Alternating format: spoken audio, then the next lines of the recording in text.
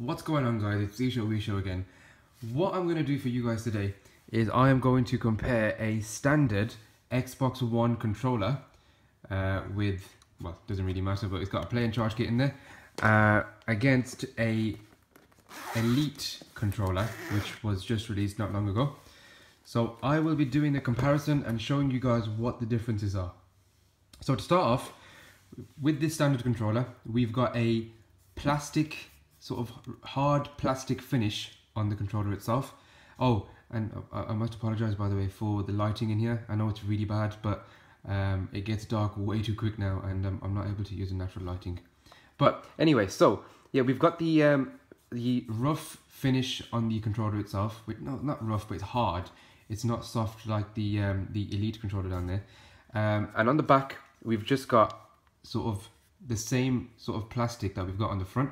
So there's no extra grip included on these controllers, which is a shame, but you know, it's not the end of the world. But yeah, so on the Elite controller, what we have is a very soft touch plastic, as they call it. It's it feels really nice in the hand, feels like it's sort of premium quality. And you also at the back, you've got the textured grip. I'm not sure if I can sort of focus on that to show you guys. Yeah, you can just about make it out in the corner there. You can see that it's sort of textured at the back. So if you've got sort of sweaty hands, or when you're holding something and you know you feel like it's going to fall out your hands, this will provide that extra grip for the hours of gameplay. So yeah, we've got that, and we've also got the soft touch going on around the controller at the back as well. The main differences are obviously the feel of the controller and the way that you can customize the controller as well. So on the Elite controller, how you've got, you can just literally take these knobs off, and then you've got extra ones in the box, well, in the carrying case, which you can use to, you can add longer sticks. Ooh, you can add longer sticks, or you can add more sort of textured sticks. There you go. You've got a longer stick with the same texture that you normally have on the Xbox One controllers. So there you can see the short one, and there's the longer one, and they have the same texture as the standard Xbox One controllers have. There you go. So this one is how it normally is, but you can actually add this one for first-person shooters. So you have longer. I'll just show you. I'll just connect that there. There you go. So that sits sort of slightly higher. You can see the differences right there. This would be your normal Xbox One controller, which doesn't have that much sort of length on it. Whereas this one, you can have this, and so your thumb sits quite high up, and then you can press the triggers quite easily as well. So yeah, that's quite a nice addition to the Elite controller. And also on the Elite controller, you can change the D-pad. So you can have either a normal D-pad, as you do on the standard controllers. Let's just get this one out here. So yeah, you can have this one, which is exactly the same as it is on the Xbox One controller, the standard one. Obviously, it's just in silver to match the whole Elite look. So I can stick that on the controller right there. It's just a magnet that holds it on. So that pretty much looks like the standard Xbox One controller, obviously, other than the color difference and this increased size, increased length of the stick. But yeah, that's pretty much the same.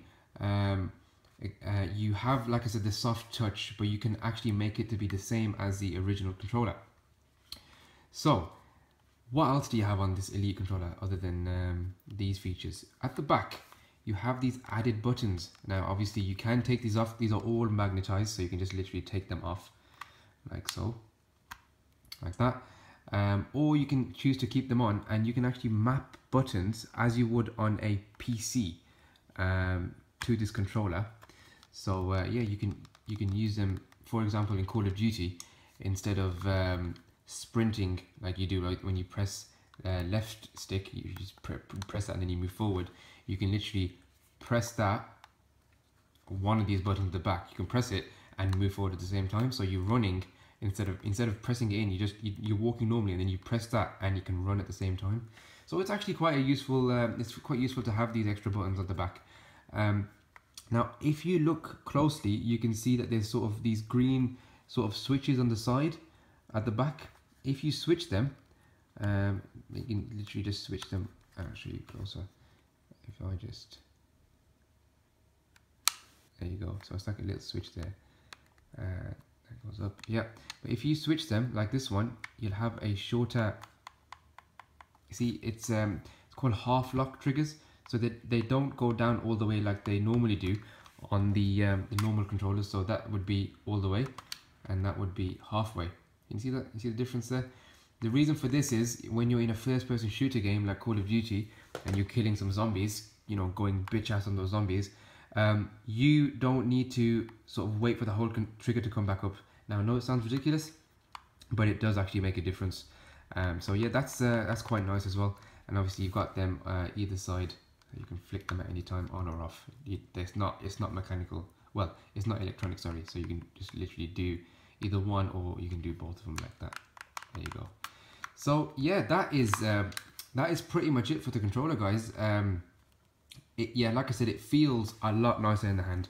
I do prefer the Elite controller over the standard Xbox One controller. Obviously, this in the UK is £40.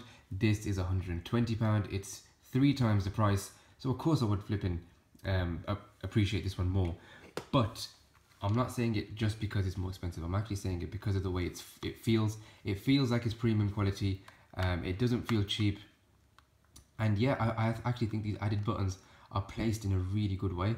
I love the fact that these are textured now and they provide more grip, because I felt like this one sort of, it doesn't slip out your hands, but it doesn't feel as sturdy, and it doesn't feel as nice in the hands, especially during long gameplay, when I have like these FIFA sessions with my brother-in-law and I get absolutely hammered.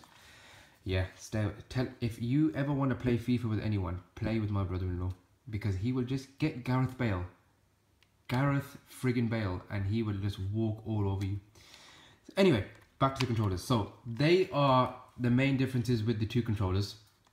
Yeah, this one's black and silver. This one you can get in loads of colors now. You can get them in all black, you can get it in all white, and you've got custom ones like the Advanced Warfare, Halo 5 controllers, and all that kind of stuff. But yeah, this one looks quite nice. So other than the actual controllers, we've got the braided cable that came with the Xbox Elite controller. Now you can see that it's black and green, and it looks quite nice, and it feels really sturdy. Let me show you what came with my Xbox One Play and Charge kit. So we've got a standard micro USB cable here, which is about 3 meters, I think. And yeah, this shows you the difference between both cables.